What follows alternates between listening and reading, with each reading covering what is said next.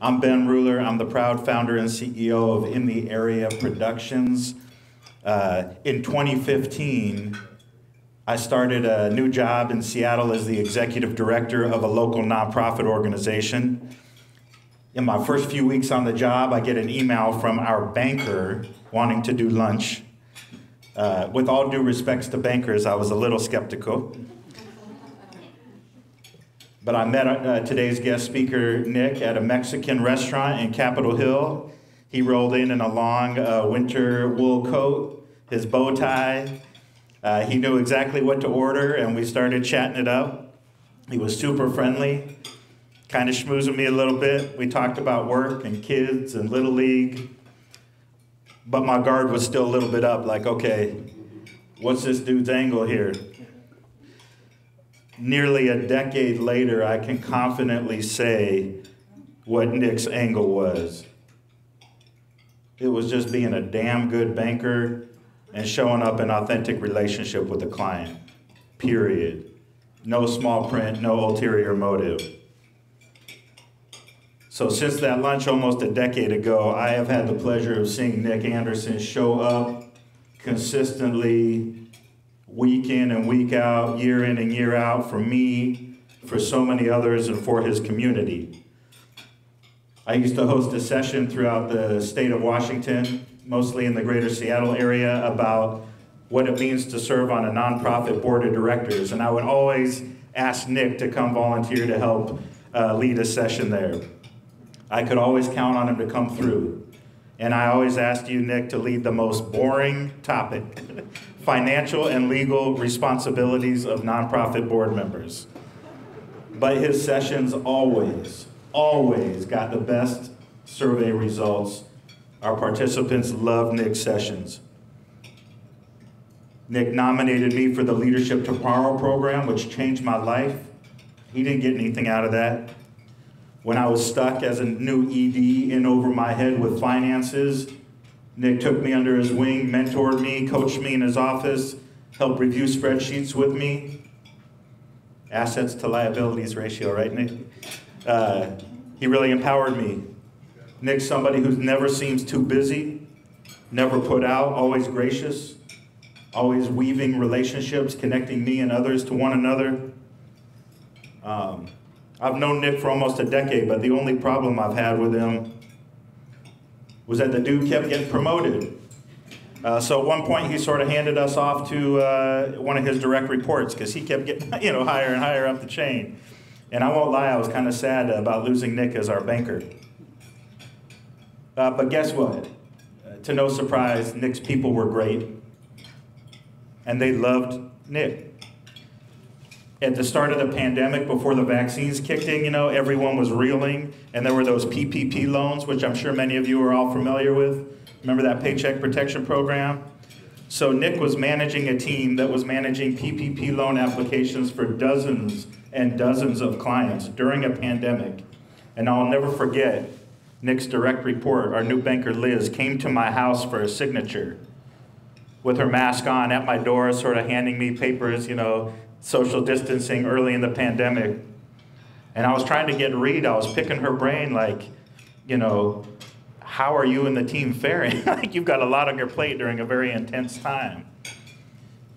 And to no surprise, she raved about Nick's leadership, how Nick was setting a positive tone for his team, and they were all rallying together. I think anybody can lead on a good day, but here was Nick anchoring his team after a merger, during a pandemic, and during this unprecedented bureaucratic and new terrain that was the PPP loans, and he was crushing it. Now, I've always loved Nick and respected this guy, but really, I think it wasn't until that moment that Liz was on my front porch raving about her boss that I truly came to appreciate the magic that is Nick Anderson. His banking career spanned 2.5 decades. Nick's had every title you can think of: senior vice president, managing director, and on and on and on. He is the founder of Chosen Leader, where he supports the growth and development of leaders everywhere. Nick's the author of the book, 6 Word Lessons for Middle Managers, He's a graduate of the Pacific Coast Banking School, was named one of the banking industry's rising stars. He holds a master's in nonprofit leadership from Seattle University. Nick was named to the Puget Sound Business Journal's prestigious 40 Under 40 list. He's also an alumnus of Seattle's acclaimed civic leadership program, Leadership Tomorrow. And he is my friend, my beloved friend. Please join me in welcoming Nick Anderson. There you go, brother. All right, man. Love you, man. I was 25 years in banking, as Ben mentioned. Staying on the topic of love, I worked for a leader who said, life is too short not to love what you're doing and who you're doing it for. So I left banking because I had a love to help people grow. Liz, who Ben just mentioned on my team, has just taken on what I think is her dream job. She started this week, and I could not be more proud to be her friend. I'm not proud of her as in some kind of sense of, paternalistic pride, but to see what she has done makes me proud to be her friend. And it's that I'm pursuing in part. So in February of this year, I left the banking industry and launched a brand, Chosen Leader. And it's an ambitious statement, I'm sure. Some look at it and what is that? Well, I'm going to tell you. One of my mentors in life was a man named Bill Robinson, and his stature was large. Not only was he 6'2", broad shoulders, the best dressed man anywhere we went, like Ben, fedora, overcoat, pocket square, tie. Imagine the persona of a Southern Baptist preacher with a booming voice, and he would give what I call a leadership sermon. And in that sermon, he would say that leadership is a choice. But he would say this 3 times. The second time, he would emphasize leadership is a choice. And the third, he would say leadership is a choice. And when he delivered that word choice, it would quiet the room. And at that time, I wanted to be a leader. As a wannabe leader, I thought I understood. I thought I understood that the choice to make was the choice of the leader, the choice of the person wanting to become the leader, but I was only kind of right. The truth is that sometimes leadership is the choice of a person to lead. But it's my hypothesis, this thing that I've been investigating for years, that says leadership only occurs in that moment when one person chooses to follow another.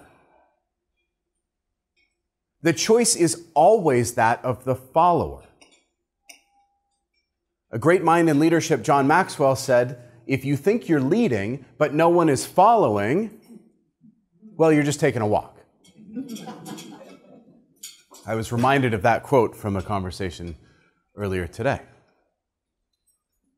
So, as a self-ascribed student of leadership, I've asked myself this question: why are some people chosen to lead? Why does one person choose to follow another? This is the study of leadership that I've engaged in for years, for decades. As a wannabe leader, what does it take to be chosen to lead? And here's the thing.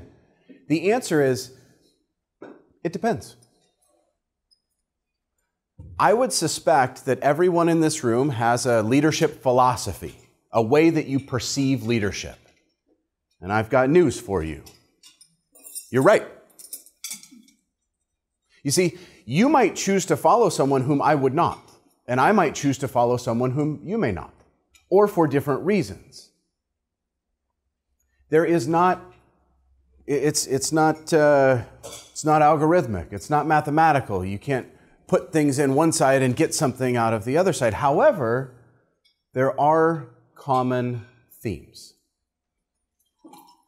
So, here is my hypothesis. Chosen to lead. Leaders are neither Or not just born nor built, but to lead one must also be chosen, right? This is where we're starting. So, lesson 1 in my book. Why not start with that, since that's, why people choose to follow you. So think of the people whom you followed in your life and ask yourself this question right now. Why did you choose to follow them?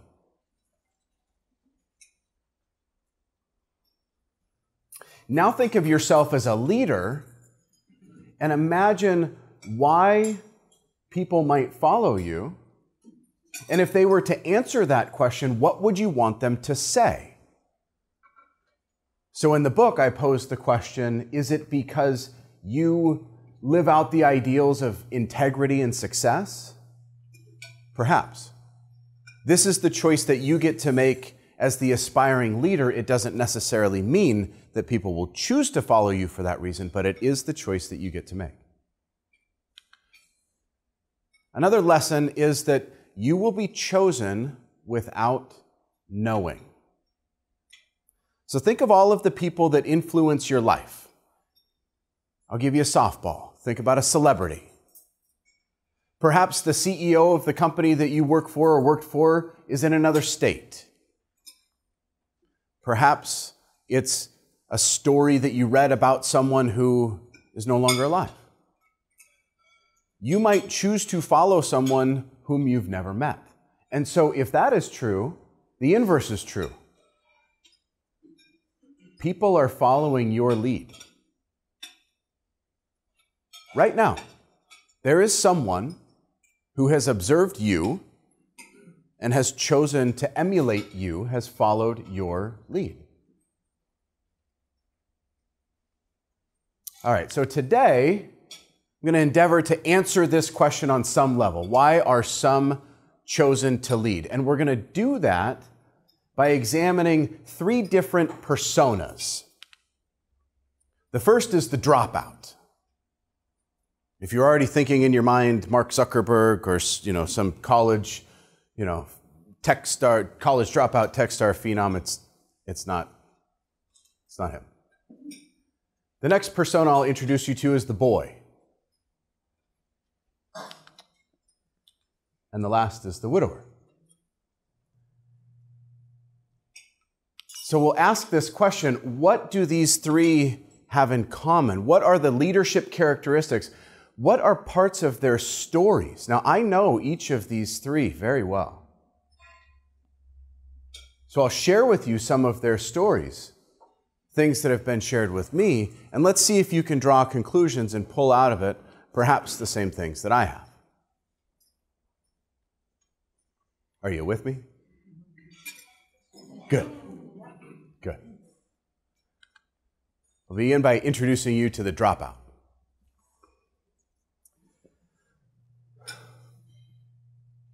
Not a college dropout, but a high school dropout. A young man who wanted to enter the workforce, wanted to start adulting early. He had a vision for his life, and he didn't see the value of higher education. Right? I said sorry to the president of the college. His story. So he left high school and got a job. At the age of 17, he got an entry-level job working in an industry that he had no knowledge of, but thought might be cool.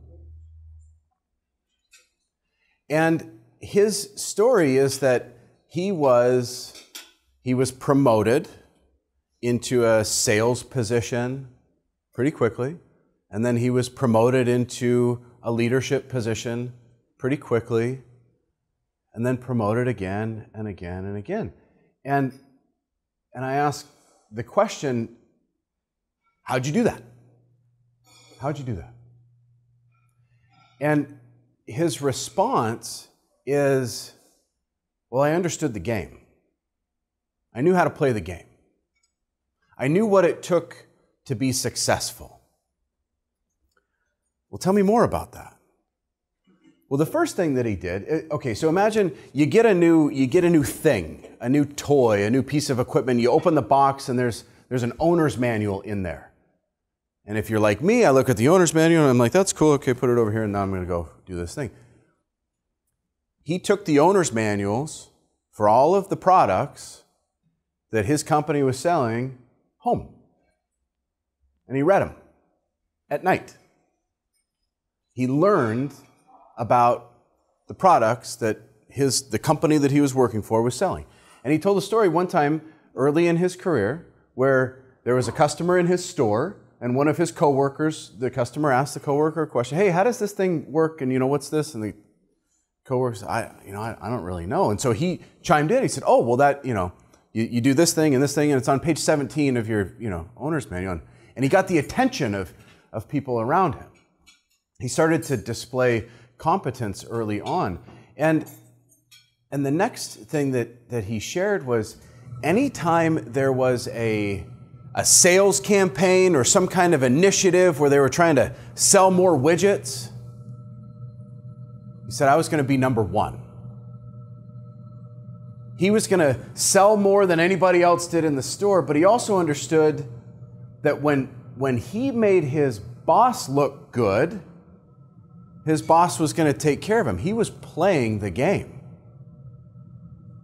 Now, in my journey through the study of leadership, I've come across this book called The Leadership Challenge, and there are 5 key leadership things. I don't know what the word is with it. There's 5 of them. Okay. Doesn't matter what they call them. One of them is challenge the process. Challenge the process. This kid was all about challenging the process. He left his high school early to go his own way. Maybe I think that's foolish, but he figured it out, and he had a vision for his life. And so one of the things that I kind of bring together with this challenge the process notion is it's got to be connected to vision. It's got to be connected to competence. I would not recommend challenging the process simply for the sake of challenging the process. But with his story in particular, there's 2 lessons that I might tie back to my book, and this one might ruffle some feathers, as I say in the description, because in today's world of like individualistic society, and look at me, I'm me, right? Your boss's priorities are your job.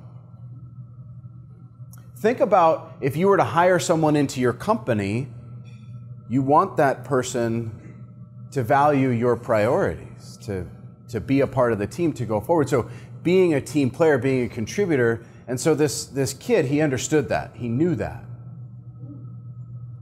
In addition, he was focused on results. Be about results. Always about results. So I think of the game of golf. I play golf, mediocre. When I turn in my scorecard or I look at the number at the end of 18 holes, that scorecard doesn't tell the story of how I got there. It doesn't tell the story of how many sand traps I hit into or if I was 10 yards left of the fairway. It's the score that matters. In business, it's the score that matters. Now, ethical behavior is implied. Okay? I don't want to get too far off the rails here. But when you're focused on results, you're going to win. So the story of the dropout is that he was focused on results. He understood the game. He knew what it would take to be successful, to help his team win. And I'm going to sum this up in one word. What he displayed was competence. So I ask you to imagine someone that you might choose to follow. How important is competence? If I'm going to hire Jerry to help me understand my web analytics, I'm going to use these words, I don't know what they mean. I'm trusting you, right? But Jerry can tell me a story about how he did this with his business, how he figured out how to play the game, how he won the game. He's displayed for me competence. Sure, I'm going to follow. It's no surprise that in surveys of what are the top characteristics of leaders, competence comes up in the top 5 regularly. Competence. So as you think about your own story, and that's why I want to tell the stories of these personas, because it's my judgment that we connect into story. I might share something about one of these 3, and you think, oh, well, that sounds like me, or I went through something like that, or I can connect into that. What do you pull out of your own story? Let me introduce you to the boy.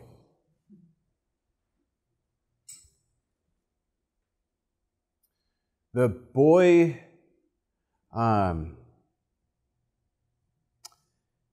so he would say that his father was both mentally ill and chemically dependent, and his mother was a hard-working entrepreneur. And his first experience with trauma occurred around the age of 4, when his mom divorced his father and he had to go. Broken attachment started there. Raised by a single mom, he had a weekend relationship with his father for the next 6 or so years, and I think it was around the age of 10 that the boy's father chose to end his life in suicide.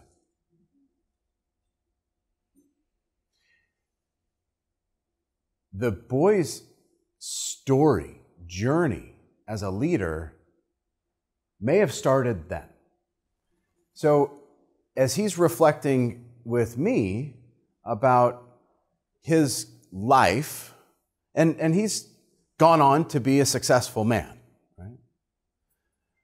But as he's reflecting to me his life, one of the most poignant experiences in his life is right after the loss of his father, one of his sports coaches gave him a leadership award. And in the era of participation trophies, he was given a novel, a unique, a never-before distributed leadership award. As a sidebar, I'm a fan of participation trophies. I have many of them. But the call-out is that he was chosen by his coach, by his team. In fact, I think he was the team captain. Why? What was it about this boy? Well, as he talks about the time of loss after his father was gone, he reflected to me this statement. He said, all my friends asked me or would say, I just don't know how you do it. How are you doing life after such a loss? And his response is key. He said, I just don't see any other way. I just don't see any other way. Like the dropout, the boy had vision. He saw a life that was different, and he would share. He would share in a really deeply vulnerable, emotional way his fear that he would grow up to be like his father, follow in his father's footsteps. But his vision was more powerful than his fear. I just couldn't see any other way.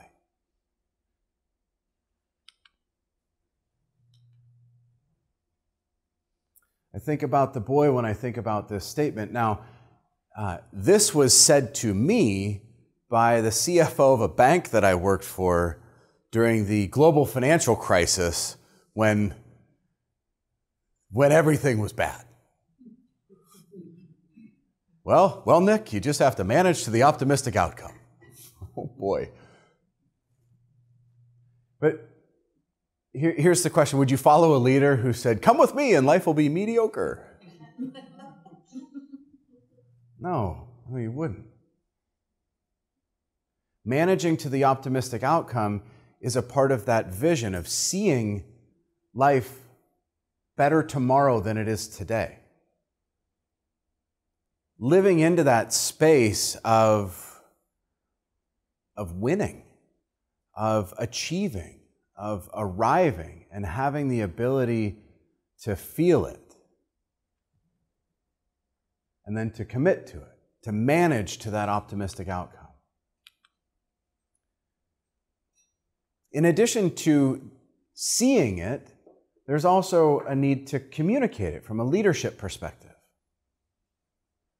So the boy would talk about that experience on his team where he could see the strengths and the weaknesses of the opponents and his team, and he would communicate with his team regularly. It was that communication, and some of that had to do with connection, connecting in with his teammates and understanding them and their skills, but seeing it and calling out the plays. And perhaps this is why he was selected to be the team captain or given the leadership award, but more than anything,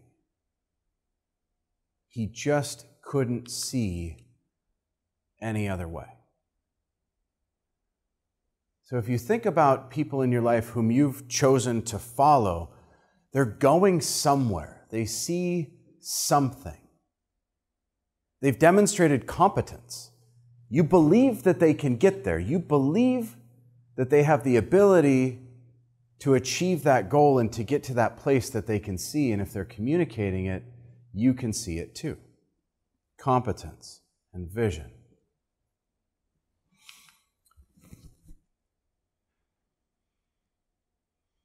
Unlike the dropout on the boy, this one's obvious. This man went through some stuff.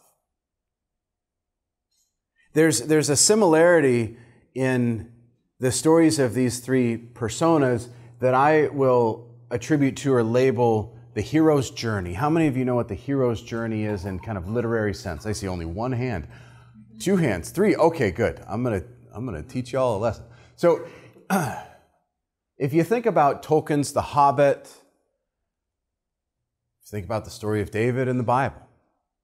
The hero's journey is such that the hero, the character, has a moment of wounding, of hurt, goes through an ordeal.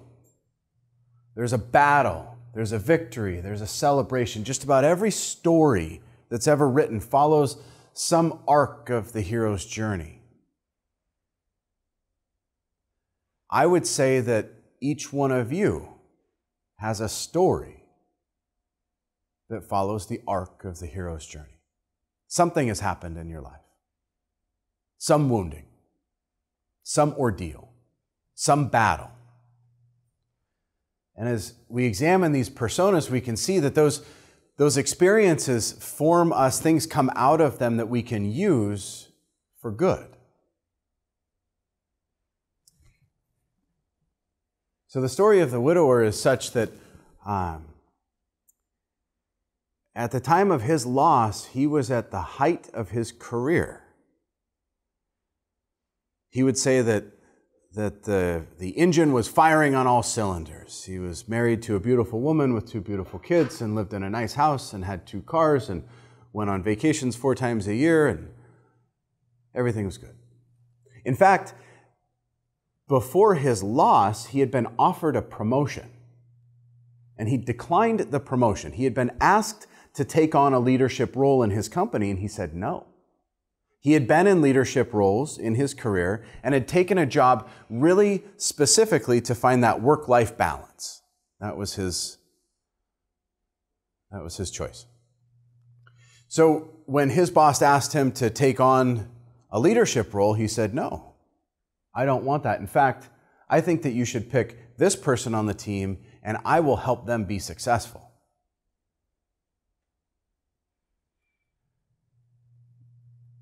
And then tragedy occurred. He lost his wife in what was just an accident. Not, it wasn't cancer. It wasn't something that was predictable. It happened in a moment. And he would say his whole life got turned upside down, right? We can imagine. We can understand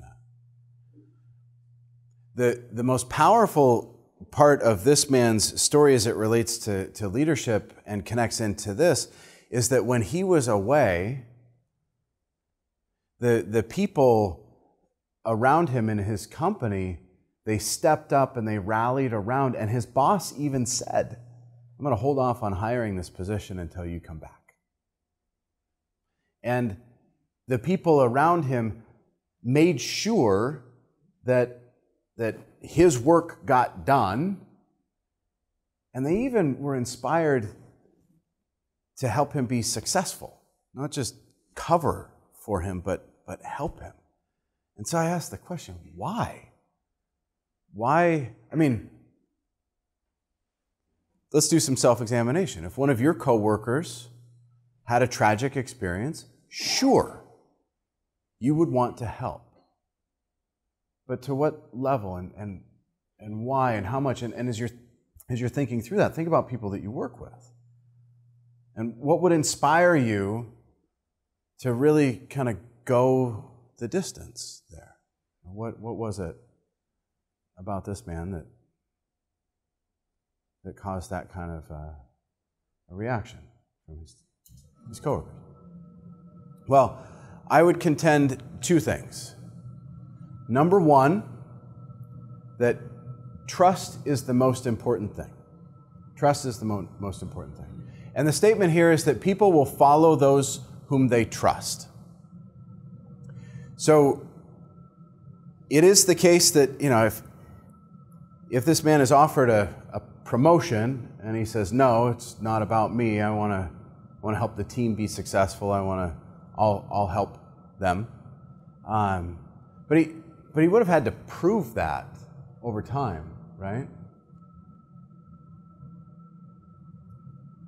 But here's the statement. When your team faces challenges such as tight deadlines or extra hours, you'll get the most from a team who trusts you. But how do you build trust? Well, I've observed that vulnerability is a pathway. Vulnerability, I say, is necessary for human connection. So knowing this man and how he would share his life and his story, he would share the failures and the wins, be open with his team about that, share in their successes. I could see how vulnerability shows up. I didn't put it in the slide deck, but lesson 98 says that vulnerability without security is very dangerous. So I want to make that point really briefly. When Brené Brown wrote her book and her TED Talk became very popular, there was this notion of vulnerability. How many of you know what I'm talking about? Okay, none of the dudes are raising your hands? Come on. There was what I think is a dangerous understanding of vulnerability, that vulnerability kind of looks like, hey world, look at me. But that's very, very dangerous. So I want to make this point right now as I'm advocating for vulnerability from the place of human connection. I also want to say that to be safely vulnerable, one must be secure in themselves. Because if you open yourself up, you can get taken out real quick if you're not sure-footed and secure, right? So I think about this man and his experience and where he was at, and there's a word that comes, and it's, trust is some of it, connection is some of it, vulnerability is some of it, but if I boil it down, I stick with the word connection. Connection. And I think In the recent 2.5 years, where we've lived through, I don't want to say unprecedented times, because 100 years ago, the country, the world experienced a pandemic to the scale that we saw, but there was so much disruption, there was so much hurt, there was so much, and so one of the leadership characteristics that bubbled up to the top was empathy or caring or compassion, and I'm contending that it's connection. That it's connection. So as I examine the personas of these three leaders and their stories, these are the things that emerge as being the characteristics that I think all three of them have in common. I wonder, though, if you know what else they have in common.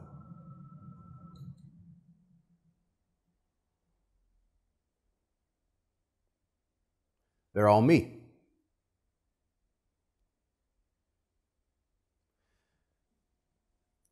The journey with which,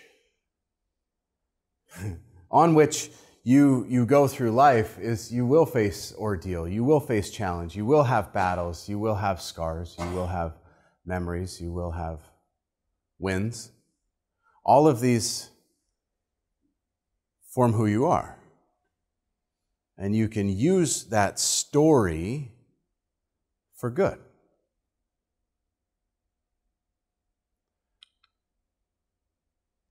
As you go forward in your life, you think about your story, you think about the next chapter that you're going to write. It's what has been written, but what has not, has not. Perfection is the enemy of progress. Nothing is ever executed as precisely as it is imagined. The life that I live, I wouldn't have chosen, but it's the one I got. The future that I'm envisioning may or may not actually come true. But the vision is there. I can be clear about that. Even a seemingly perfect plan is subject to change, and so really, often getting started is the hardest part. So do that. So do that. And if I take you back to the beginning, the notion that leadership occurs when one person chooses to follow another, and so we ask the question, why have you chosen to follow some, and why would you want some to choose to follow you? What is it that you want them to say about you and your leadership philosophy, who you are as a leader? You get to choose that right now. And again and again and again, you get to make those choices. So I've got a final thought before I might open up to questions, and that is lesson 100. In the end, give it everything. We say, send it is the motto of the day. Some might say anything worth doing is worth doing right, so go do it right with everything you got.